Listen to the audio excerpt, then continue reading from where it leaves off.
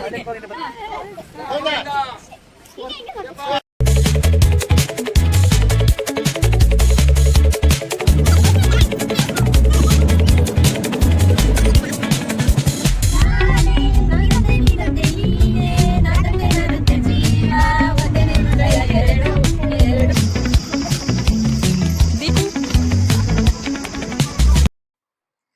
Shriram. Welcome back to my channel. ಇವತ್ತು ನಮ್ family ಎಲ್ಲ ನಂಜನಗೂಡ್ಗೆ ಹೊರಟಿದ್ವಿ. ನಂಜನಗೂಡ್ಗೆ ಯಾಕಪ್ಪ ಅಂದ್ರೆ ನನ್ನ ಮೈದನ್ ಮಗಳಿಗೆ 2ನೇ ವರ್ಷದ ಕೂದಲು ಕೊಡ್ಬೇಕಿತ್ತು. ಹಂಗಾಗಿ ಮಂಡೆ ಕೊಡೋಣ ಅಂತ ಹೇಳಿ ನಂಜನಗೂಡ್ಗೆ ಹೊರಟಿದ್ವಿ. ಹೋಗ್ಬೇಕಾದ್ರೆ ಶ್ರೀರಂಗಪಟ್ಟಣದಲ್ಲಿ ನಾವ್ ಯಾರು ದೇವಸ್ಥಾನ ನೋಡಿಲ್ಲ ಅಂತ ಹೇಳಿದ್ರು. ಹಂಗಾಗಿ ದೇವಸ್ಥಾನಕ್ಕೆ ಹೋಗ್ಬಿಟ್ಟು ಹೋಗೋಣ ಅಂತ ಹೋದ್ವಿ. ನಾವು ಕೂಡ 2 ವರ್ಷದ ಮೇಲಾಗಿತ್ತು ದೇವಸ್ಥಾನಕ್ಕೆ ಹೋಗಿ. ಮೊನ್ನೆ ಮಾಘ ಮಾಸದಲ್ಲಿ ಹೋಗೋಣ ಅನ್ಕೊಂಡ್ವಿ. ಅವಾಗ ಕೂಡ ಹೋಗಕ್ ಆಗಿರ್ಲಿಲ್ಲ. ಪ್ರತಿ ವರ್ಷ ಮಾಘ ಮಾಸದಲ್ಲಿ ಬಂದು ಇಲ್ಲೇ ಮಾಘ ಸ್ನಾನ ಮಾಡ್ಕೊಂಡು ಹೋಗ್ತಾ ಇದ್ವಿ. ಈ ವರ್ಷ ಪ್ರಯಾಗ್ರಾಜ್ಗೆ ಹೋಗಿದ್ರಿಂದ ಇಲ್ಲಿಗೆ ಬರಕ್ ಆಗ್ಲಿಲ್ಲ. ದೇವ್ರ ದರ್ಶನಕ್ಕೆ ಹೋದಾಗ ಅಲ್ಲಿ ಜನ ಕಡಿಮೆ ಇದ್ದಿದ್ರಿಂದ ಬೇಗನೆ ದರ್ಶನ ಮುಗೀತು. ದಯವಿಟ್ಟು ನಮ್ಮ ಚಾನಲ್ನ ಯಾರೆಲ್ಲ ನೋಡ್ತಿದ್ದೀರಾ ಅವರು ಬೇಗ ಸಬ್ಸ್ಕ್ರೈಬ್ ಮಾಡ್ಕೊಂಡು ನಮ್ಗೆ ಸಪೋರ್ಟ್ ಮಾಡಿ ಅಂತ ಕೇಳ್ಕೊಂತ ಮುಂದಿನ ವಿಡಿಯೋನ ನಿಮ್ಗೆ ತೋರಿಸ್ತಾ ಇದ್ದೀನಿ. ಇಲ್ಲಿ ಎಲ್ಲ ದರ್ಶನ ಮುಗಿಸ್ಕೊಳೋ ಅಷ್ಟೊತ್ತಿಗೆ ನಮ್ಗೆ 7 ಗಂಟೆ ಆಗಿತ್ತು. ಇನ್ನ ಟೈಮ್ ಇದ್ದಿದ್ರಿಂದ ನಿಮಿಷಾಂಬ ದೇವಸ್ಥಾನಕ್ಕೆ ಹೋದ್ವಿ. ಸೊ ಅಲ್ಲಿ ಹೋದ್ಮೇಲೆ ಗೊತ್ತಾಗಿದ್ದು ಭಾನುವಾರ ಅಮ್ಮನವರ ಒಂದು ಹುಟ್ಟಿದ ದಿನ. ಆದ್ರಿಂದಾಗಿ ಅಲ್ಲಿ ವಿಶೇಷ ಪೂಜೆಗೆ ಎಲ್ಲ ರೆಡಿ ಮಾಡ್ಕೊಂತ ಇದ್ರು. ಹೋಮ ಅಭಿಷೇಕ ಅಂತ ಹೇಳಿ ಎಲ್ಲ ಪೂಜೆಗಳಿಗೆ ರೆಡಿ ಮಾಡ್ತಾ ಇದ್ರು.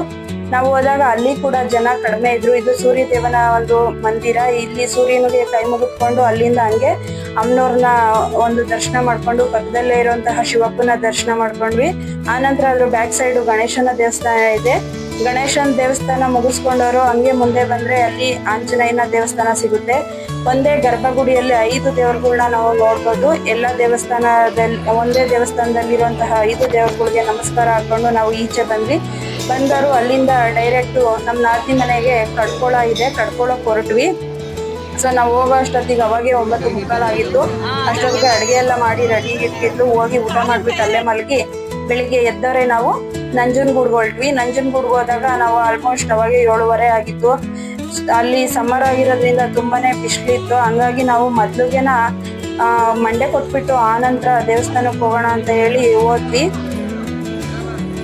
ಅಲ್ಲಿ ಹೋದ್ರೆ ಆ ಮಂಡೆ ಕೊಡೋಣ ಅಂತ ಹೋದ್ರೆ ಅವಳು ಸುಮ್ಮನೆ ಇರ್ತಾ ಇಲ್ಲ, ತುಂಬಾ ಅಳ್ತಾ ಇದ್ಲು. ಬೆಳಗ್ಗೆನೆ ಹೋಗಿದ್ದಕ್ಕೂ ಅವಳದಿನ ನಿದ್ದೆ ಮೂಡಲ್ಲಿದ್ರು. ಹಂಗಾಗಿ ನೀರ್ ತಲೆ ಮೇಲೆ ಹಾಕ್ತಲೇ ಕಿರ್ಚೋದಕ್ಕೆ ಸ್ಟಾರ್ಟ್ ಮಾಡ್ಬಿಟ್ರು. ಏನ್ ಮಾಡ್ತಾರೋ ಅಂತ ಹೇಳಿ ಎಷ್ಟು ಹೇಳಿದ್ರು ಕೇಳ್ದೆ ಸಖತ್ತು ಹಠ ಮಾಡ್ತಾ ಇದ್ಲು.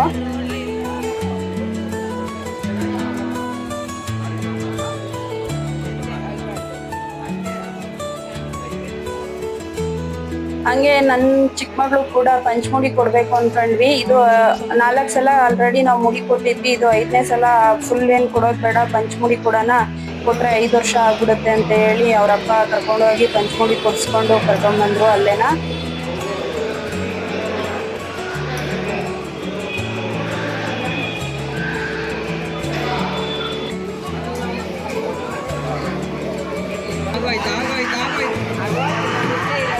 ಇವಳಂತೂ ಯಾರು ಏನ್ ಹೇಳಿ ಸಮಾಧಾನ ಮಾಡಿದ್ರು ಸುಮ್ಮನೆ ಆಗ್ತಾ ಇರ್ಲಿಲ್ಲ. ಕುಸ್ಕೊಂಡು ಅಳ್ತಾನೆ ಇದ್ರು. ಎಲ್ಲರೂ ಸಮಾಧಾನ ಮಾಡಿ ಅವ್ರದೇ ಒಂಥರ ಇನ್ನು ಅವರೇ ಅಳೋದೊಂದು ಬಾಕಿ ಇತ್ತು. ಆ ರೇಂಜಿಗೆ ಹತ್ಬಿಟ್ಲು.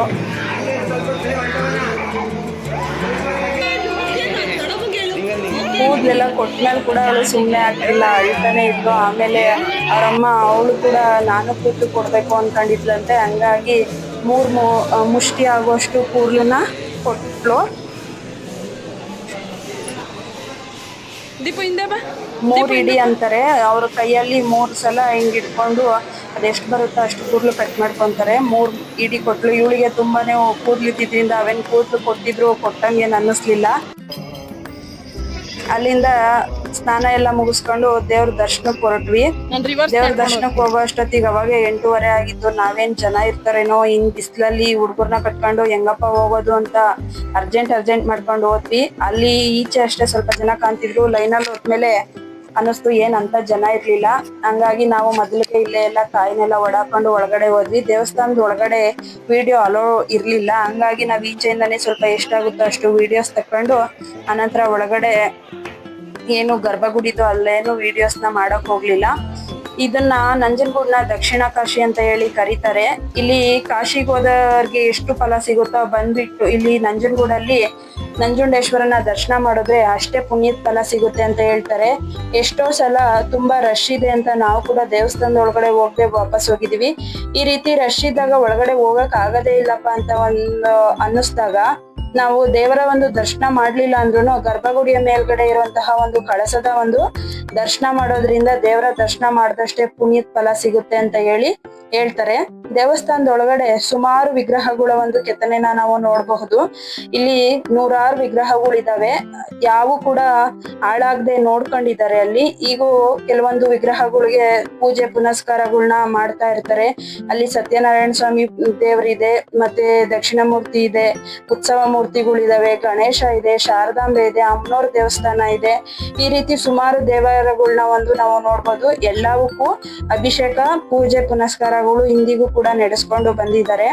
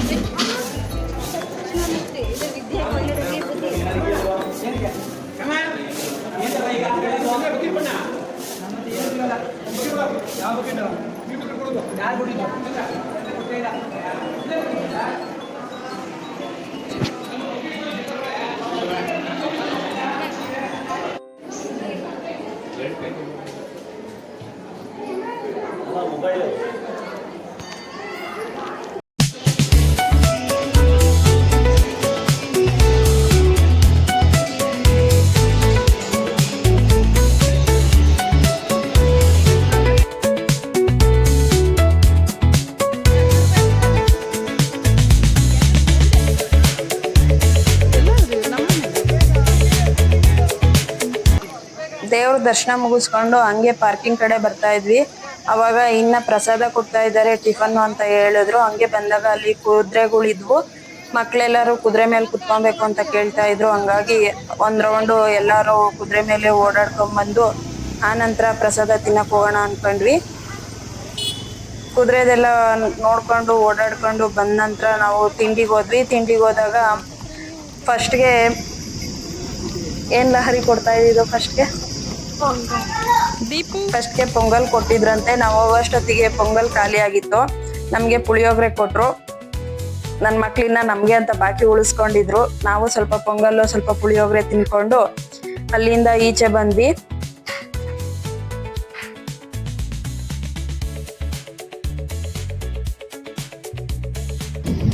ಅಲ್ಲಿಂದ ಈಚೆ ಬಂದರು. ಇನ್ನ ಟೈಮ್ ಇತ್ತು, 10 ಗಂಟೆ ಅಷ್ಟೊತ್ತಿಗೆ ದೇವ್ರ ದರ್ಶನ ಎಲ್ಲ ಮುಗಿದಿದ್ದಕ್ಕೆ ಅಲ್ಲೇ ಇರೋಂಥ ಗೋಪಾಲ ಸ್ವಾಮಿ ಬೆಟ್ಟಕ್ಕೆ ಹೋಗೋಣ ಅಂದ್ವಿ. ಕೊಂಗ್ಲುಪೇಟೆಯಿಂದ ಸ್ವಲ್ಪ ಮುಂದೆ ಹೋದ್ರೆ ಹಿಮವದ್ ಗೋಪಾಲ ಸ್ವಾಮಿ ಬೆಟ್ಟ ಸಿಗುತ್ತೆ. ಅಲ್ಲಿ ಊಟಿ ಅಷ್ಟೇ ಕ್ಲೈಮೇಟ್ ಫುಲ್ಲು ಕೋಲ್ಡ್ ಆಗಿರುತ್ತೆ. ಅದಕ್ಕೆ ನಾವು ಕೂಡ ಅಲ್ಲಿಗೆ ಹೋಗೋಣ ಅನ್ಕೊಂಡು ಹೊರಟ್ವಿ.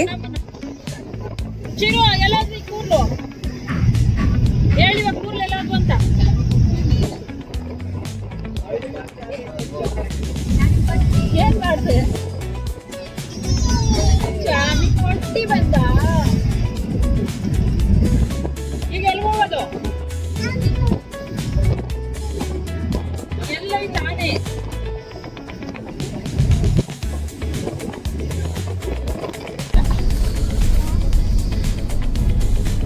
ಹಿಮವದ್ ಗೋಪಾಲ ಸ್ವಾಮಿ ಬೆಟ್ಟಕ್ಕೆ ಹೊರಟ್ವಿ. ಅಲ್ಲಿ ಬೆಟ್ಟಕ್ಕೆ ಹೋಗ್ಬೇಕಾದ್ರೆ ಇನ್ನೇನ್ ನಿಯರ್ ಪಾರ್ಕಿಂಗ್ ಲಾಟ್ ಅಲ್ಲಿ ಕಾರ್ ನಿಲ್ಲಿಸ್ಬಿಟ್ಟು ಅಲ್ಲಿಂದ ನಾವು ಬೆಟ್ಟಕ್ಕೆ ಅಲ್ಲೇ ಗೌರ್ಮೆಂಟ್ ವೆಹಿಕಲ್ ಬಸ್ಗಳು ಬಿಟ್ಟಿರ್ತಾರೆ. ಆ ಬಸ್ಸಲ್ಲೇ ಹೋಗ್ಬೇಕು. ಒಬ್ರಿಗೆ 70 ರೂಪಾಯಿ ಟಿಕೆಟ್ ಚಾರ್ಜ್ ಮಾಡ್ತಾರೆ. ಸೊ ನಾವು ನಮ್ಮ ಓನ್ ವೆಹಿಕಲ್ಗಳನ್ನ ಯಾವ್ದನ್ನು ಮೇಲ್ಗಡೆ ಬಿಡೋದಿಲ್ಲ.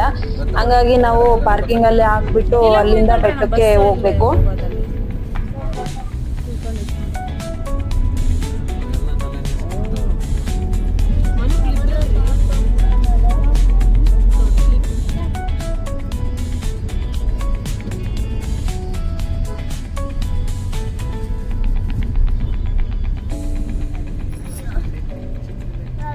ಕೆಳಗಡೆ ತುಂಬಾ ಬಿಸಿಲಿತ್ತು. ನಾವು ಬೆಟ್ಟದ ಮೇಲಕ್ಕೆ ಹೋದಂಗೆ ಕ್ಲೈಮೇಟ್ ಎಷ್ಟು ಬೇಗ ಚೇಂಜ್ ಆಗುತ್ತೆ ಅಂದ್ರೆ, ಬೆಟ್ಟದ ಮೇಲೆ ಹೋಗಿದ ತಕ್ಷಣ ಸುತ್ತ ಎಷ್ಟು ಕೂಲ್ ಆಗಿತ್ತು ಗೊತ್ತಾ. ಕೆಳಗಡೆ ನಾವು ಮನೇಲಿ AC ಹಾಕೊಂಡಾಗ ಹೆಂಗೆ ಕೂಲ್ ಆಗಿರುತ್ತೋ ಆ ತರ ಕ್ಲೈಮೇಟ್ ಇತ್ತು ಅಲ್ಲಿ. ಬಟ್ ನಾವು ಮಧ್ಯಾಹ್ನ ಹೋಗಿದ್ರಿಂದ ಹಿಮ ಇರ್ಲಿಲ್ಲ.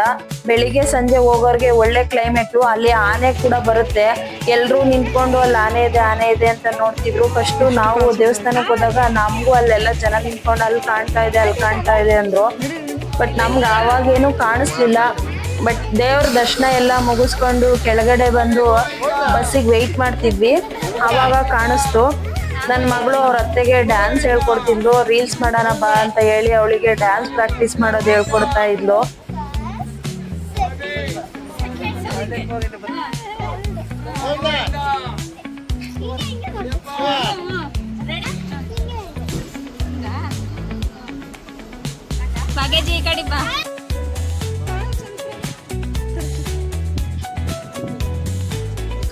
ಎಷ್ಟು ಮಧ್ಯಾಹ್ನ 12 ಗಂಟೆಗೆ ಎಷ್ಟು ಸಖತ್ತು ಬಿಸಿಲಿತ್ತು. ಆದ್ರೆ ಕೂಡ ಅಲ್ಲಿ ಕಾಲ್ ಸುಡ್ತಿರ್ಲಿಲ್ಲ, ಅಷ್ಟು ಕೋಲ್ಡ್ ಇತ್ತು.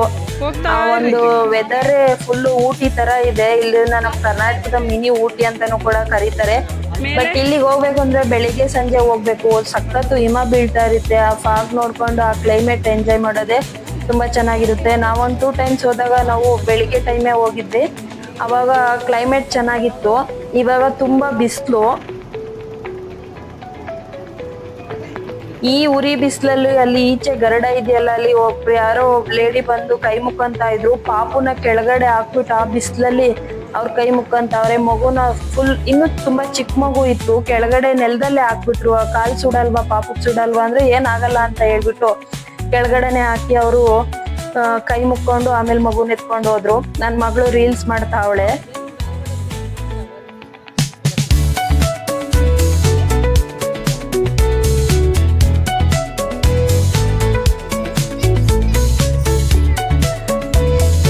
ಹೌದಾ, ಕೂಲ್ ಆಗೈತಲ್ವಾ?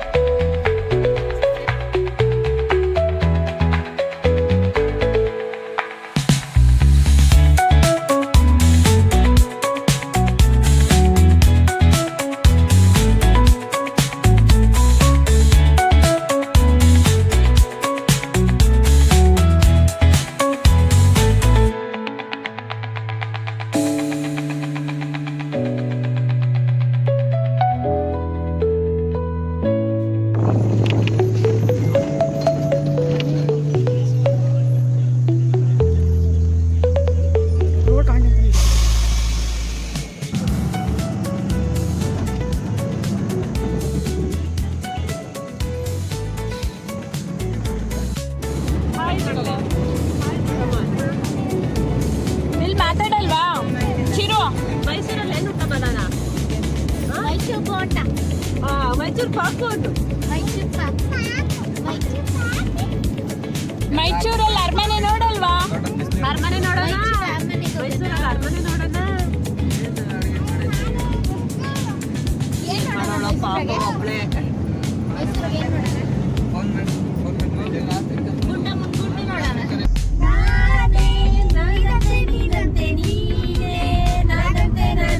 ಜೀವ ಒಂದೇ ಹೃದಯ ಎರಡು ಎರಡು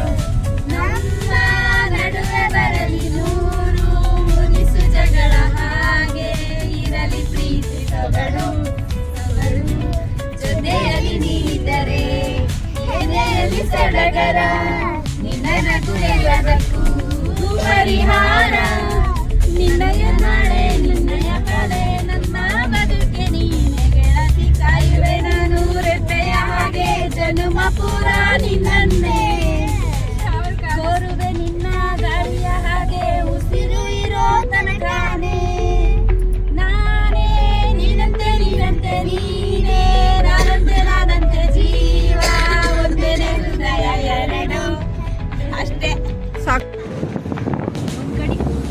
ಕುಡಿತಾವಳೆ ಈ ಕಡೆ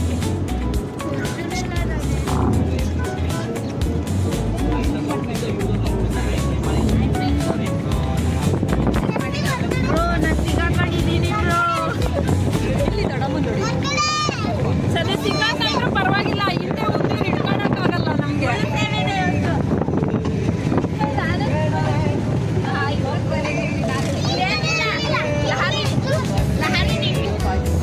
ಹಾ ಮಾಡಮ್ಮ ನೀನು ಡ್ಯಾನ್ಸ್ ಮಾಡಮ್ಮ ಸುಸ್ತು ಮಲ್ಲಿಕ ಅಂತಲ್ಲ ಹೋಗಿ ಡ್ಯಾನ್ಸ್ ಮಾಡೋ ಹಾಡು ಹಾಕಿಲ್ಲ ದೊಡ್ಡ ನಿಮ್ ದೊಡ್ಡತ್ತೇನ್ ಕರ್ಕ ಏ ದೊಡ್ಡತ್ತೆ ಈ ವರ್ಷ ಪಾಯಸ ಹಾಕಿಸ್ಲಿಲ್ಲ ಅಂದ್ರೆ ನಾವು ಇನ್ನೊಂದ್ಸಲ ಮದ್ವೆ ಆದ್ರೆ ಬರಲ್ಲ ಅನ್ನು ಮೇಬಿ ಆಗೋಗಿರ್ಬೋದು. ನೀವು ಬಿಟ್ಟಿದ್ದೆಲ್ಲ ನಂಗೆ ಕುಡಿಬೇಕಾ ಮೇಬಿ ಆಗೋಗಿರ್ಬೋದು ಅದಕ್ಕೆ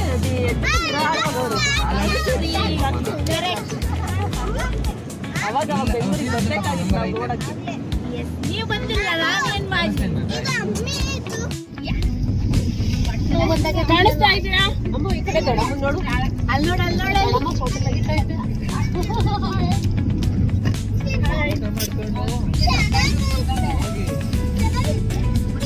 ಮುಂದೆಗಡೆ ಮಾತ್ರ ವೆಹಿಕಲ್ಸ್ ಮಾಡೋದು ಝೂ ಬೇಡ ಅರಮನೆಗೆ ತೋರ್ಸು ಅವ್ರು ಯಾವ್ದು ಹೇಳ್ತಾ ಇಲ್ಲ ಯಾವ್ದು ವಾಟರ್ ಫಾಲ್ಸ್ ಈಗ ಮನು ನೋಡು ಇವತ್ತು ನಿಮ್ ಹುಡುಗನ್ ಕರ್ಕೊಂಡ್ ಬಂದಿರ ನಿಜವಾಗ್ಲೂ ಮದ್ವೆ ಮಾಡಿಸಿ ಕರ್ಕೊಂಡು ಹೋಗ್ತಿದ್ವಿ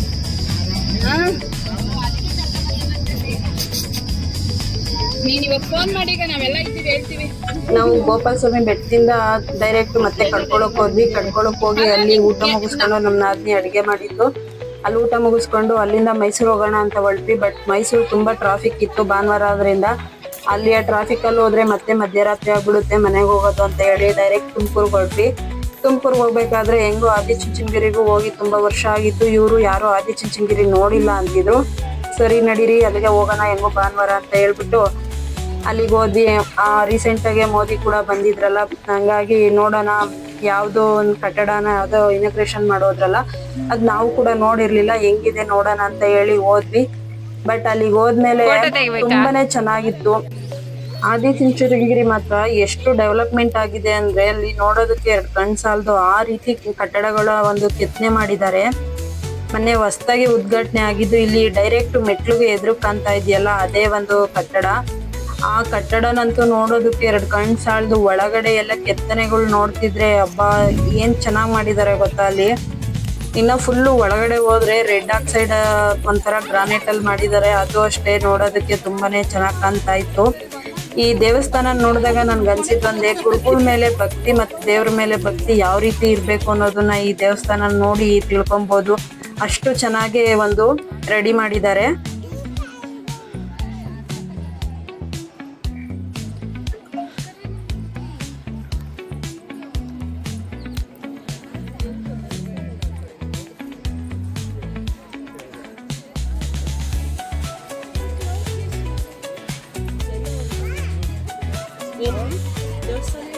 ಇದು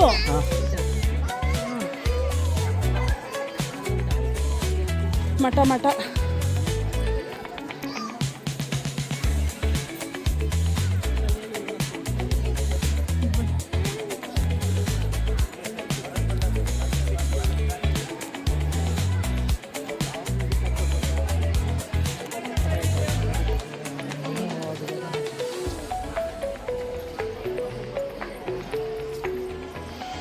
ನಾವು ಆದಿಚುಂಚನಗಿರಿ ಆಲ್ರೆಡಿ ಹೋಗಿ ಅವಾಗ ಒಂದು 5 to 6 years ಮೇಲೆ ಆಗಿತ್ತು. ಹೋಗಿರ್ಲಿಲ್ಲ ಈ ನಡುವೆ. ಈಗ ಹೆಂಗೋ ಆನ್ ದ ವೇ ಹೋಗ್ತಾ ಇದೀವಲ್ಲ ಅಂತ ಹೋದ್ವಿ. ಬಟ್ ದೇವಸ್ಥಾನದ ಒಳಗಡೆ ಹೋದ್ಮೇಲೆ ಗೊತ್ತಾಯ್ತು ಎಷ್ಟು ಡೆವಲಪ್ ಆಗಿದೆ ದೇವಸ್ಥಾನ ಅಂತ. ಒಳಗಡೆ ಒಂದು ದೇವಸ್ಥಾನಕ್ಕೆ ಎಂಟ್ರಿ ಆಗ್ತಲೇನ ಏನೋ ಒಂಥರ ಮನ್ಸಿಗೆ ನೆಮ್ಮದಿ ಅನ್ಸುತ್ತೆ. ಮೊದ್ಲಿಗೆ ಇಲ್ಲಿ ಎಂಟ್ರೆನ್ಸ್ ಎಲ್ಲ 2 ಗೊಂಬೆಗಳನ್ನ ಇಟ್ಟಿದ್ರು. ಆ 2 ಗೊಂಬೆಗಳು ನೋಡ್ಕೊಂಡು ಒಳಗಡೆ ಹೋಗ್ತಲೇನ ಪ್ರತಿಯೊಂದು ಕಂಬಕ್ಕೂ ಕೂಡ ಎಲ್ಲ ಕಂಬದಲ್ಲೂ ಒಂದೊಂದು ವಿಗ್ರಹನ ಪ್ರತಿಷ್ಠಾಪನೆ ಮಾಡಿದ್ದಾರೆ. ಒಂದೊಂದು ವಿಗ್ರಹದ ಒಂದು ಕೆತ್ತನೆಗಳಿದಾವೆ. ಅದು ನೋಡೋದಕ್ಕೆ ಒಂಥರ ಎಷ್ಟು ಖುಷಿ ಆಗುತ್ತೆ ಅಂದ್ರೆ, ದೇವಸ್ಥಾನದ ಒಳಗಡೆ ಹೋದ್ರೆ ವಿಡಿಯೋ ಮಾಡ್ಬೇಕಾಗ್ಲಿ ಅಥವಾ ಯಾರು ಅಲ್ಲಿ ವಿಡಿಯೋ ಮಾಡ್ಬೇಡಿ ಅಂತಾನು ಹೇಳಿಲ್ಲ. ಬಟ್ ನಮ್ಗೆ ಅಲ್ಲಿ ವಿಡಿಯೋ ಮಾಡ್ಬೇಕು ಅಂತ ಮನ್ಸೇ ಬರ್ಲಿಲ್ಲ. ಬರೀ ವಿಗ್ರಹಗಳನ್ನ ನೋಡ್ಕೊಂಡು ನಿಂತ್ಕೊಂಡ್ಬಿಟ್ವಿ. ಇವೆಲ್ಲ ಸ್ಟಾರ್ಟಿಂಗ್ ಭೈರವೇಶ್ವರನ ಮುಂದೆ ಇರುವಂತಹ ಒಂದು ಲೈನ್ ಅಲ್ಲೇನ ಕಂಬದಲ್ಲಿ ದೊಡ್ಡ ದೊಡ್ಡ ವಿಗ್ರಹಗಳಿದಾವೆ. ಅಲ್ಲಿ ಸುಮಾರು ಭೈರವೇಶ್ವರನ ವಿಗ್ರಹ ಮತ್ತೆ ಅಲ್ಲಿ ಗಣೇಶನ ವಿಗ್ರಹಗಳನ್ನ ನೋಡ್ಬೋದು. ಇನ್ನ ಸುತ್ತ ದೇವಸ್ಥಾನದಲ್ಲಿ 2 ಸೈಡು ಕಂಬಗಳು ಏನ್ ಬರ್ತಾವ ಅಲ್ಲಿ ಪ್ರತಿಯೊಂದು ಕಂಬದಲ್ಲೂ ಕೂಡ ಒಂದೊಂದು ವಿಗ್ರಹನ ಕೆತ್ತನೆ ಮಾಡಿದ್ದಾರೆ. ಇದು ಭೈರವೇಶ್ವರನ ಒಂದು ಹಳೆ ಮೂರ್ತಿ, ಕಲ್ಲಿನ ಮೂರ್ತಿ. ಅದು ಫುಲ್ಲು ಕಪ್ಪು ಶಿಲೆಯಲ್ಲಿ ಇದೆ. ಅದನ್ನ ನೋಡ್ತಾ ಇದ್ರೆ ಎಂಥವ್ರಿಗೂ ಕೂಡ ಭಕ್ತಿ ತಾನಾಗೆ ಬರುತ್ತೆ. ಅಲ್ಲೇ ಪಕ್ಕದಲ್ಲಿ ಅದ್ರ ಬ್ಯಾಕ್ ಸೈಡ್ ಅಲ್ಲೇನ ಅಮ್ಮನವರ ದೇವಸ್ಥಾನಗಳಿದಾವೆ. ಎಲ್ಲಾ ದೇವಸ್ಥಾನಗಳನ್ನ ಒಂದ್ ರೌಂಡ್ ವಿಸಿಟ್ ಮಾಡ್ಕೊಂಡು ಬರೋ ಅಷ್ಟೊತ್ತಿಗೆ ಸಾಕಾಯ್ತು. ಬಂದ್ಬಿಟ್ಟು ಅಲ್ಲಿ ಸ್ವಲ್ಪ ನೀರ್ ಕುಡಿದ್ವಿ. ಸಾಕ್ ಎಲ್ಲ ಖಾಲಿ ಮಾಡ್ಬೇಕು.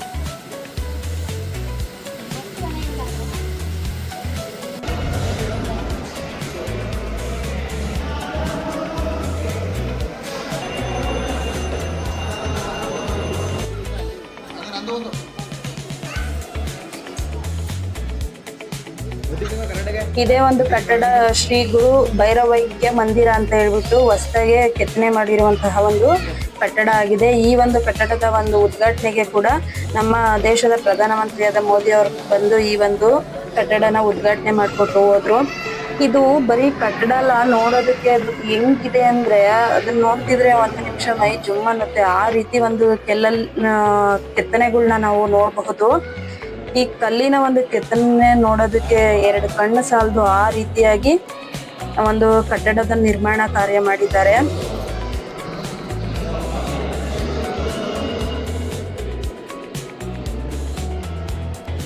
ಪೂರ್ತಿಯಾಗಿ ನಾವು ಈ ಒಂದು ದೇವಸ್ಥಾನನ ಒಂದ್ ರೌಂಡ್ ಸುತ್ಕೊಂಡ್ ಬಂದ್ವಿ.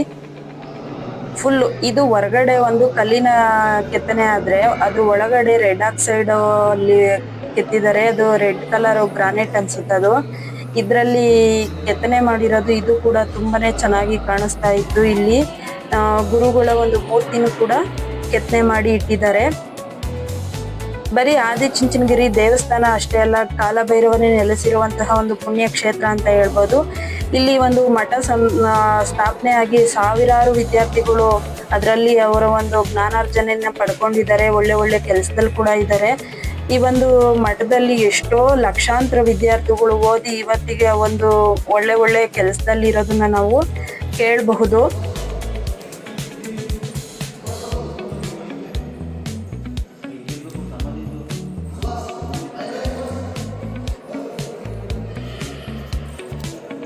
ಇದು ಫುಲ್ಲು ಕೆಳಗಡೆ ಬೆಳ್ಳಿಯಿಂದ ಮಾಡಿರೋದು ಅನ್ಸುತ್ತೆ. ಅಲ್ಲಿ ಕ್ಲೋಸ್ ಮಾಡಿದ್ರು, ಕೆಳಗಡೆ ಹೋಗ್ಲಿಕ್ಕೆ ಬಿಡ್ಲಿಲ್ಲ.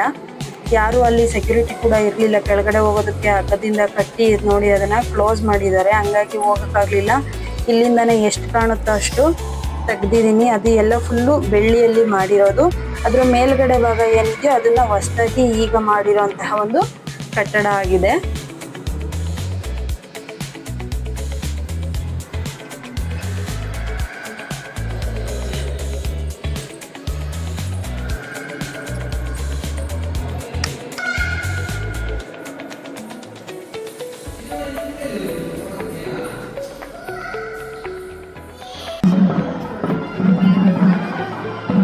ಇದೆಲ್ಲ ಮುಗಿಸ್ಕೊಂಡು ಊಟಕ್ಕೆ ಕಾಯ್ತಾ ಇರ್ಬೇಕಾದ್ರೆ ಅಲ್ಲಿ ಸ್ವಲ್ಪ ಎಲ್ಲ ರೀಲ್ಸ್ ಮಾಡ್ಕೊಂಡ್ರು. ನನ್ನ ಮಗಳು ಅಲ್ಲಿ ಡ್ಯಾನ್ಸ್ ಕೂಡ ಮಾಡಿದ್ಲು. ಇದೆಲ್ಲ ಮಾಡಿ ನಾವು ಊಟಕ್ಕೆ ಹೋದ್ವಿ. 7:30ಗೆ ಊಟ ಇದೆ ಅಂದ್ರು. ಊಟಕ್ಕೆ ಹೋದ್ವಿ. ಊಟದ ಸಾಲಲ್ಲಿ ಒಂದು ತಾತಂಗೆ ಪಾಪ ಕಾಣ್ತಾ ಇರ್ಲಿಲ್ಲ. ಆ ತಾತ ಬಂದ್ಬಿಟ್ಟು ನನ್ನ ದೊಡ್ಡ ಮಗಳು ಕೈ ಹಿಡ್ಕೊಂಡ್ರು. ಅವಳು ಒಂದ್ಸಲ ಶಾಕ್ ಆದ್ಲು. ಆಮೇಲೆ ಕಾಣಿಸ್ತಿಲ್ಲ ಕರ್ಕೊಂಬ ಅಂದಿದ್ದಕ್ಕೆ ಅವಳೇ ಕೈ ಹಿಡ್ಕೊಂಡು ಕರ್ಕೊಂಬಂದು ಕೆಳಗಡೆ ಊಟದ ಸಾಲಿಗೆ ಬಿಟ್ಟು ಅವ್ರಿಗೆ ಊಟನ ತಟ್ಟೆ ಕೊಟ್ಬಿಟ್ಟು ಊಟ ಹಾಕಿಸ್ಕೊಟ್ಟು ನಾವು ಬಂದ್ವಿ ಊಟ ಮಾಡ್ಕೊಂಡು. ಪಾಪ ವಯಸ್ಸಾದವರು ಕಾಣಿಸೋದಿಲ್ಲ.